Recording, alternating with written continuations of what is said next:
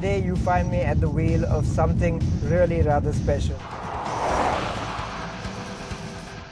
It's the Mercedes-AMG GT S.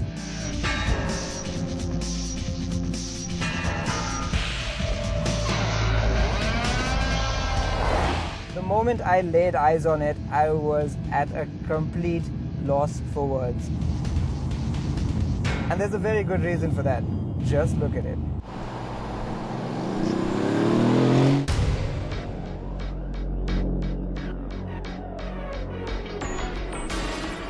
It's almost the perfect representation of the classic front-engine, rear-wheel drive, two-seat sports car. Of course, it reminds you of the last AMG sports car, the SLS, but there's something different. For one, the famous gull-wing doors are gone, and where the SLS looked angry and aggressive, the GT looks softer, smoother, and gentler on the eye. The sides are pleasingly devoid of creases and cuts, with only the subtlest of bulges to draw your eye. Oh, and of course those rather racy, center-locked 19 and 20-inch wheels with optional carbon ceramic discs peeking out from behind them. And finally, the rear, and oh what a rear it is. It's wide and made to look wider still by those slim LED tail lamps.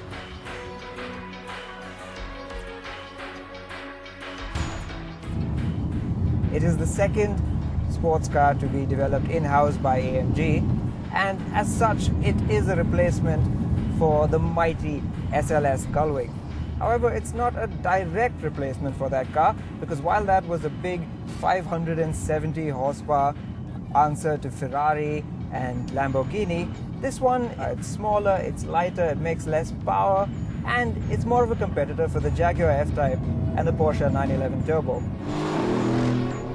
With a price tag of 2.4 crore rupees, it sits right at the heart of today's 500 bhp plus sports car segment. And that makes it accessible to a lot more people than the old SLS AMG. Not only is it unique from every other Mercedes car that's on sale right now, it's also beautifully built. I mean, the quality in here is just fantastic, and there's a great use of materials like soft leather, aluminium, and even carbon fiber. Even the design is incredibly focused. I love the 4 bulbous AC vents on the dash, the performance shortcut buttons arranged like 8 cylinders on the huge center console, and the chunky Alcantara-lined steering wheel. But for all its fantastic design, it has to be said that this cabin does suffer from one or two ergonomic shortcomings. One example I can give you, the gear selector. It's way back here, which is fine once you're moving along, but when you try to parallel park, it can be a bit of a pain shifting back here. It takes a little getting used to, and if like me you're not very tall, so will the driving position. When you first get behind the wheel, the size of the AMG GT can be a little intimidating. I mean, the bonnet stretches out endlessly forward, the car is really wide, and visibility out the back is not very good either. But spend a little time here and you'll soon be able to plot this car exactly where you want to on the road. That's also partly thanks to the steering, which is incredibly quick and accurate, if a little on the heavy side. AMG cars have always been about the engines. It's a 4-litre twin-turbo V8. The headline figures are pretty impressive. 503 brake horsepower, 66 kgm of torque, and a lot of noise.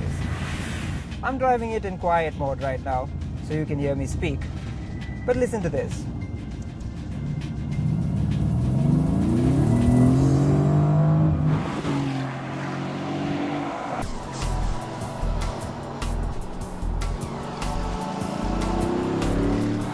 It really does sound like a pakka AMG. But what you'll also love about this motor is its wide and incredibly strong power band. It gives you serious and constant thrust from low revs all the way to the red line. Now while that gearbox is really quick while you're really moving along, it does fumble a bit and can be a bit jerky while you're traveling at slow parking speeds. When you're really going for it though, the gearbox is an absolute thrill, slamming in each gear with just the right amount of kick, effective but not brutal. Now let me tell you a bit about the AMG GT's ride. Well, it's a sports car riding on 20-inch wheels and it's a bit firm. You can dial through the various drive modes to adjust the suspension firmness, but even in comfort mode, it still errs on the stiff side.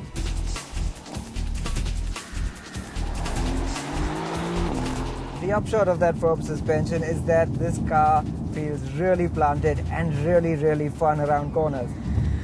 Now it feels very balanced in normal mode, but if you dial it up all the way to Sport Plus or even Race, the ESP goes into a sport mode, and then the true AMG nature of this car comes out. And by that, I mean it is very happy to kick its tail out with minimal provocation. The best part, however, is that it's very controllable and it will return to its line very predictably. With every new car it launches, AMG takes its game a little bit further, be it the sports sedans, the SUVs, or even the coupes. And the new AMG GT is the culmination of all of that. It's the pinnacle of what they can do. It is gorgeous, just gorgeous to behold. It's so well built. It sounds phenomenal. It's a bona fide sports car in the ilk of any of the others that have gone before it. If you're in the market for such a thing, we would highly recommend taking a look.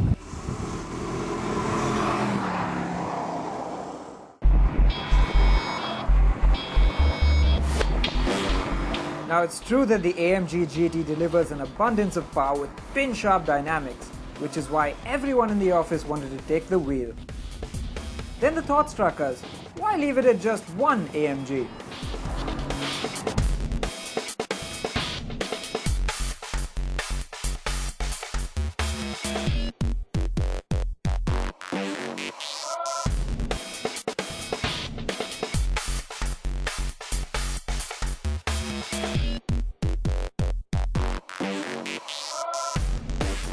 There you have them, 10 of Affalterbach's finest, every single AMG sold in India.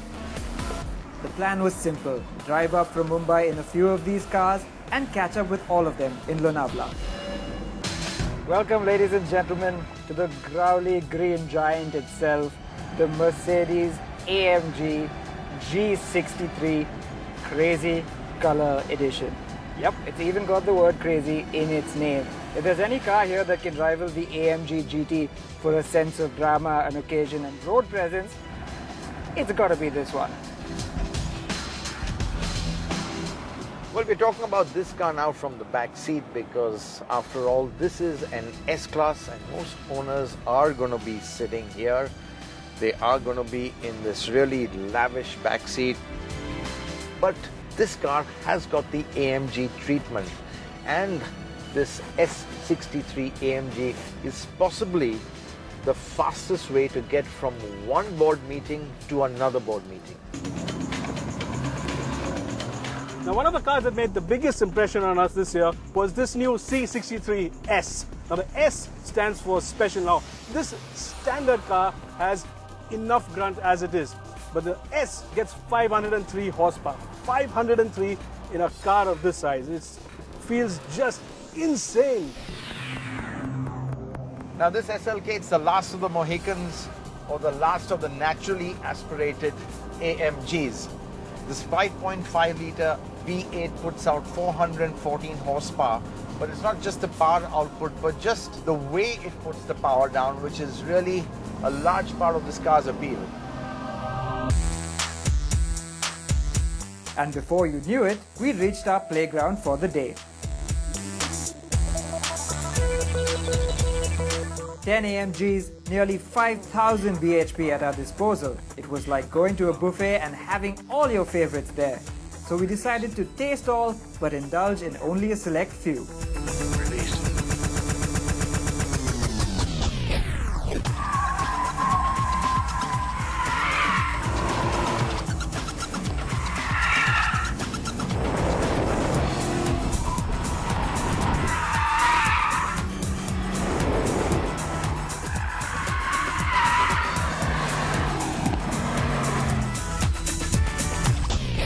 Time flew by, but then someone suggested a drag race.